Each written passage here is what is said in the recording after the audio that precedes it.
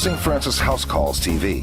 If you've been experiencing unexplained shortness of breath, you need to tell your doctor. It could be a heart murmur. Dr. Geils explains. A heart murmur is an extra heart sound that can be heard with a stethoscope on the chest wall. That often is a result of heart valvular problem. Because the signs of a heart murmur can sometimes be mild, it's important to mention any unusual symptoms to your doctor. Shortness of breath, fatigue, breathlessness with activity. The concern that we as physicians have is that patients ascribe those symptoms to age or deconditioning or being overweight.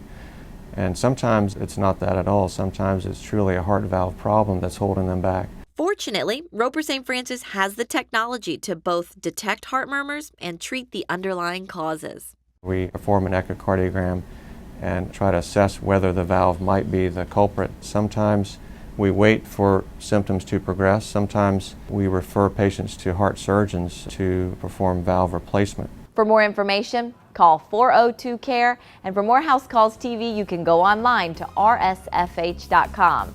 I'm Angela May. Roper St. Francis House Calls TV.